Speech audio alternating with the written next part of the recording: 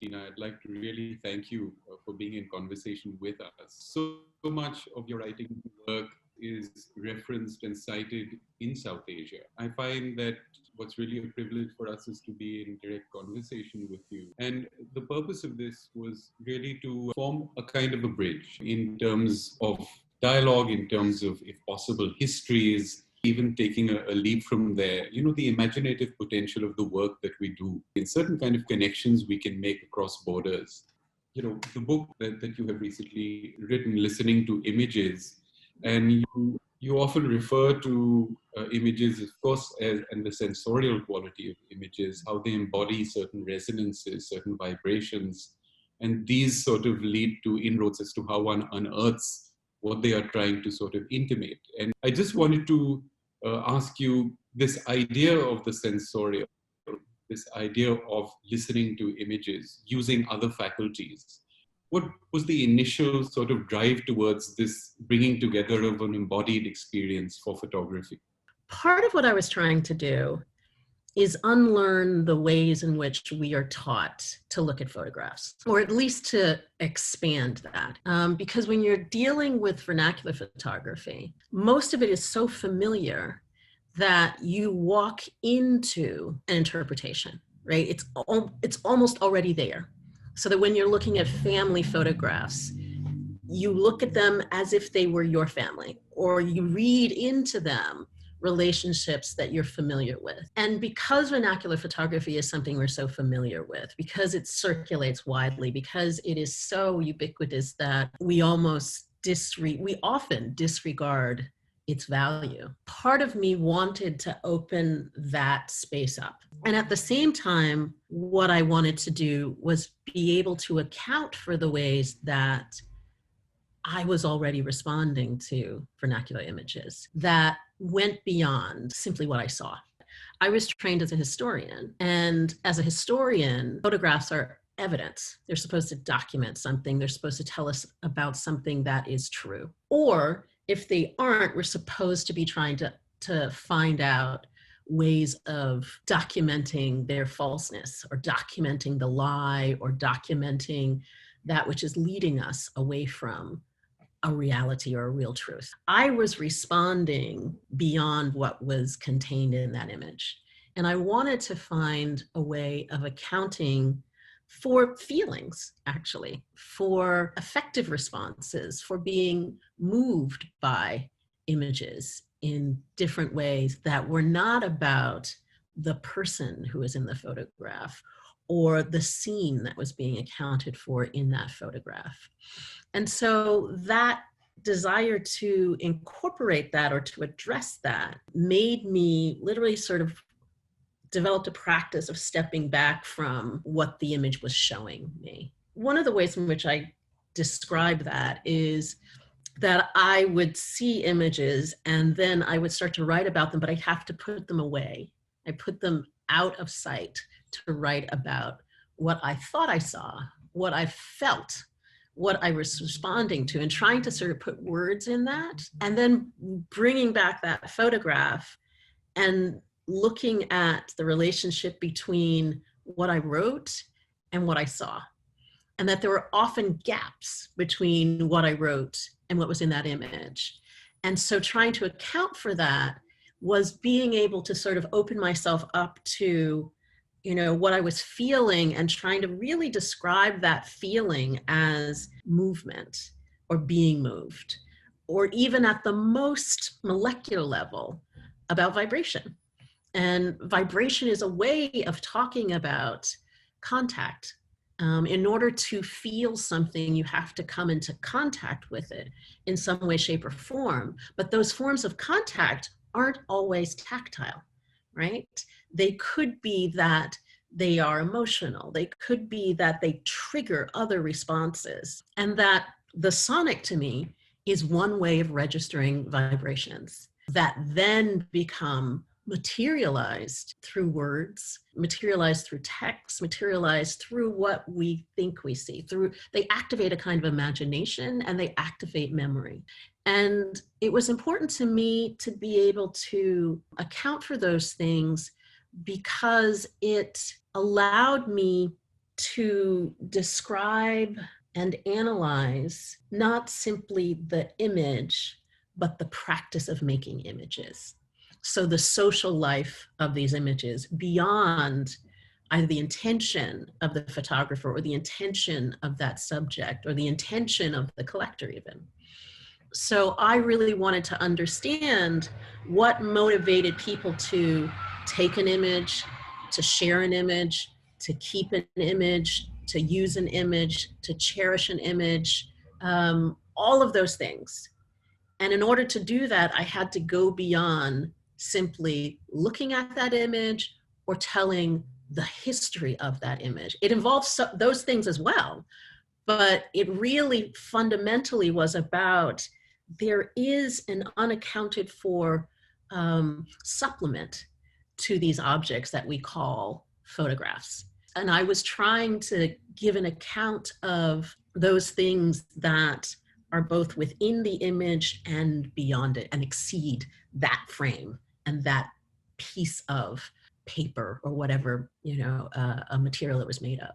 One of the things that really strikes from your conversation around imagery is the focus on the vernacular. And I've realized sometimes that the word itself means different things in different contexts. Is that vernacular photography sometimes in the European, North American context sometimes also means street photography or people photography. And I wanted to, for our audiences over here, to bridge that sort of understanding of vernacular as you mean it. Yeah, I think that you're right. There is a bridge.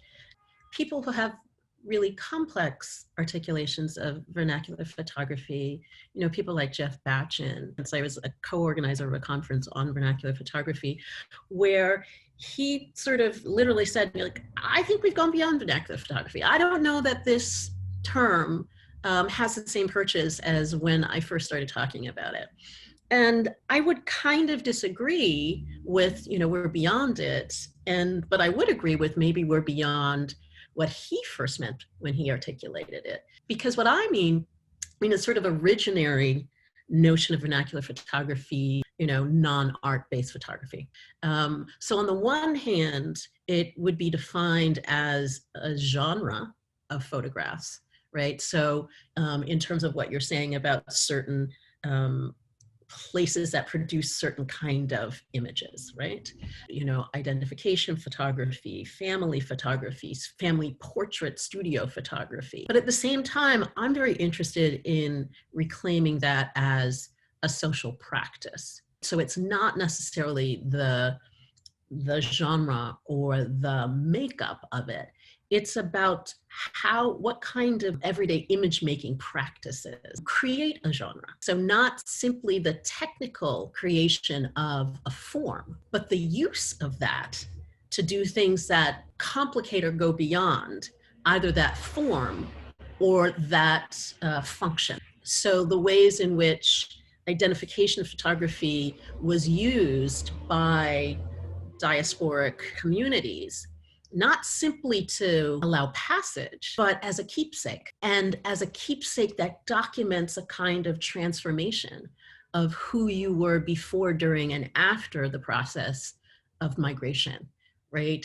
And it is a keepsake of your family, right, who didn't necessarily witness that, but for whom you represent something, and that journey and that passage represents something. So it's not just the practice of creating this photograph as a compelled act to be able to travel. It's about what happens after that, which is completely beyond and outside of that intention. They are required and they have a function, but they are also these mementos of who you are and how you came into contact with different groups, different classes, different circumstances. So I want to combine those two things. I want to talk about not simply the genres or the producers or the form of a vernacular image. I want to talk about the practice, not simply of its creation, but its social life and the ways in which that social life creates other forms of relationships and also expresses something about those who are both pictured in them and those who are the recipients of them. This idea of, a kind of stilled transience of photography, where it's sort of static in time, I feel is something that you deconstruct very productively. The image that we have in front of us creates and spirals into a future sort of network. Bringing these ideas associated with how there's a shifting temporality to images, still or moving. The diasporic community work that you've looked at, the Caribbeans, for instance, in Birmingham, right, in the United Kingdom, the work with the communities. And then there was also imagery of the communities that had, the possibility of always being stereotyped. That moment must have been a moment of great charge, of great dynamism around what the image could say that was well beyond what it was just there to do as a still image. The very power of that moment, if you could speak to that. It really does relate to what my friend and colleague Ariella Azule calls the event of the photograph and the multiplicity of a photograph's eventfulness. We are very much in dialogue and very much parallel in terms of thinking about, for me, the multiple temporalities of an image and what she calls the event of the photograph and how that sort of multiplies. And this particular temporality that you're addressing, which is the temporality of the photograph being an inflection point or a site of encounter between myself as a researcher and a community, and the community whose practice I'm actually trying to understand. So part of that temporality that is terrifying is the fact that, they are as empowered to read and analyze and give an interpretation of that image making practice. And that that is the moment that we as researchers have to be accountable, not necessarily for our own analyses, our own theories, but for the fact that we might be just wrong. That moment was also a moment of sort of recognition of my humility in this process, because first of all, they didn't have to talk to me. Second of all, they talked to me about these photographs on their own terms. So I can't ask the questions. Every time I'd ask a question, they would throw it back at me as, well, I don't understand what you're talking about. We just made these photographs. So they're not going to explain to me something, but they will tell me a lot about these images. They'll tell it to me in their own words and in their own, again, vernacular. We don't say, I took this because. We say, we all did that. We all took them. We sent them back and we all took them just like that at that place, at this person's house, or person's studio. And you could hear that as being mundane, or you could hear it as, this is a generational cultural phenomenon. This is something we share. This is an aspiration that we all shared. And this is a relationship that we were trying to create. And so that moment of encounter to me is incredibly important because it is a dimension that I have to respect and that shifted the way in which I was understanding the multiple haptic temporalities that arise from an image. It was humbling and inspiring. And at the same time, there's also something about this community that was, I felt something. I walked into the community center in Birmingham feeling like I was about to walk into my aunt's and grandmother's living room and knowing exactly what that means and knowing exactly how I had to comport myself. And, knowing that you needed to sit with them and some of them were going to talk to you and some of them won't. And you need to wait until they're ready to talk to you. And that meant, multiple visits where they made fun of me. oh, this young American girl, she wants to talk to us about these photographs. I was a child. So, I mean, it makes things real. These are real images and objects that have real stories, and you can't tell their stories until you listen to some of those folks. And that was one of the reasons why it was really, really important for me to have that kind of contact. Somehow these images that you were talking about seem to, in the telling of that history, right, of the diasporic community and of the larger history, it seemed to bring in these real people, right, and their individual stories, and yet also not tie down, as you said before, to the person in the photograph. What I found in reading your writing on these pictures is this conversation between the history and the person, and then strands that get left out of history, but that are not that specific person, which is what this listening, I think, might have been doing. So if you could talk a little bit about that. I am very, very much committed to understanding everyday practice of real people, the everyday relationships between people and their images. The reason that I'm interested in vernacular photography is because it's an everyday practice. I mean, I always say I'm interested in image making practices rather than necessarily photography. That is because as an everyday practice, it allows us to account for folks who get overlooked. It allows us to speak to those individuals who are not exceptional. It allows us to really be able to look at, practices that aren't understood as legible or representative. The other reason that I'm really interested in vernacular photography and everyday image making practices is because they often tell us a very different story than the story we're supposed to believe about these individuals. One of the things that I talk about is I talk about the practice of refusal that everyday photography allows us to see. So the ways in which people reject the limited possibilities that they are offered from their subject positions and do something completely different with the limited resources that they have. So it's about turning the process on its head. So not thinking about what photographs give people, but what do photographs allow people to say about themselves? And that vernacular photography is a language, it is an articulation, and it is also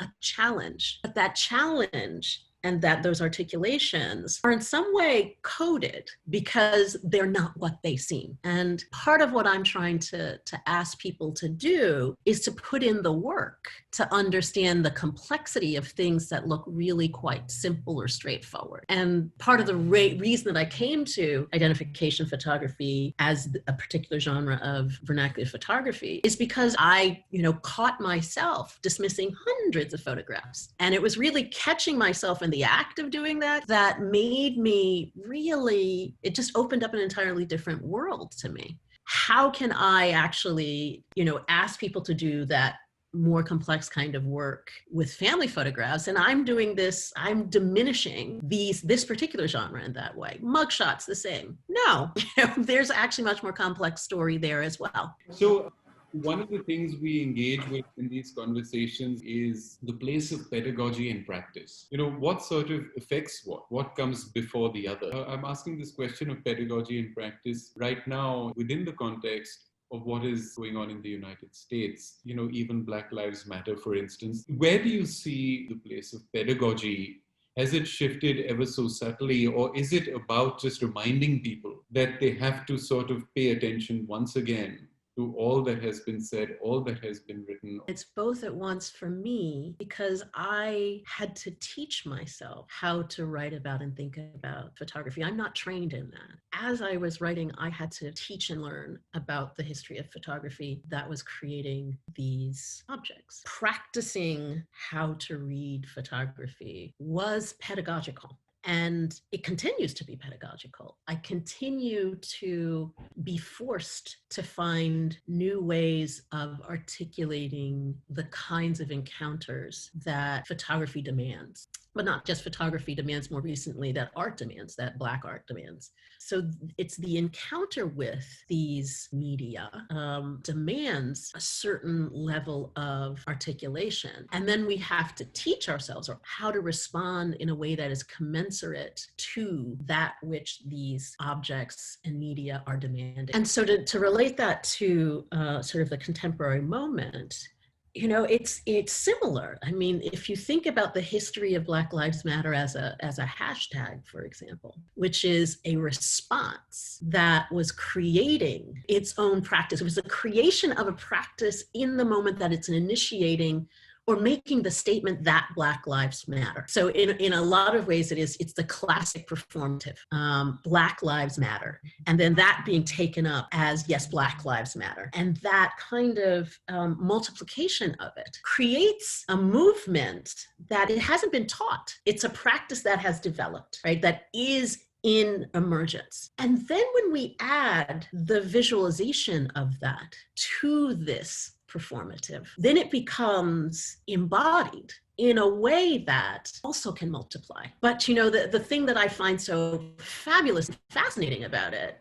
in this moment in time is that its performance is not a replica of someplace else. So Black Lives Matters in South Africa is very different. Black Lives Matter in France is very different. But it is the invocation of this practice that teaches you how to do that practice at the same time. That is, on the one hand, the most dynamic form of intervention that I have seen, that I have witnessed in a long time. And at the same time, it is becoming a pedagogy. So, you know, from Black Lives Matter to the abolition movement, that those two things have developed in tandem. So when Black Lives Matter was calling us to do something, the response among activists was not simply only to call for, it is to develop an entire philosophy of abolition that is not just demanding abolition, but is teaching, right? I mean, that's the thing that I'm always so impressed. And these are my students, you know, I learned this from my students who will come into my class and tell me, this is the alternative to policing. This is the alternative to prison and incarceration. This is what transformative justice looks like. So from that call to be able to put into place, to imagine an alternative future, right? So that when we get to this moment that George Floyd brought us into, when the leaders in Minneapolis of the city council say, well, what does defund the police mean? There is a program. It would mean this. It would mean you reinvesting your money here. It would mean giving these things to these other organizations and these other, kinds of cultural workers. It is not an empty call. It is a call that is backed by, years of study and planning that are now being brought forward.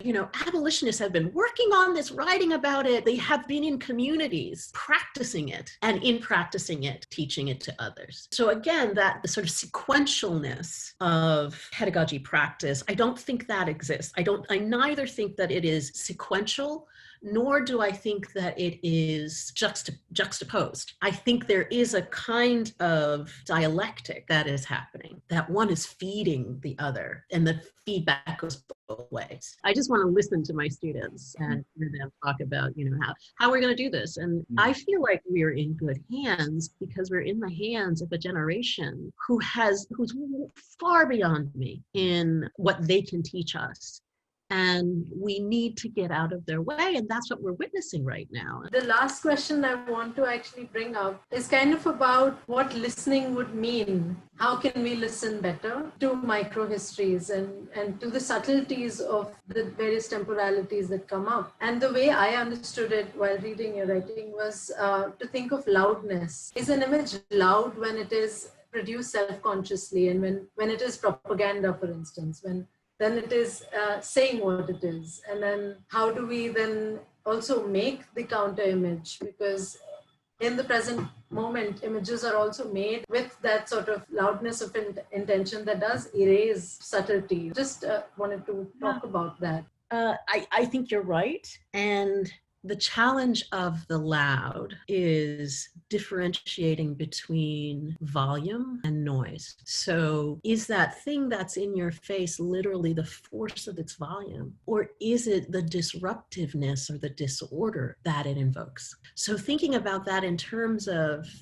either propagandistic images or commercial images, or the kinds of images that we would associate with loudness, we often want to think of them as being monolithic, right? So that their intensity pushes one particular understanding of them to the foreground and leaves so many other ones aside. But the challenge of listening to loudness is differentiating. Okay, is it the volume? And if I cover my ears, might I hear something different?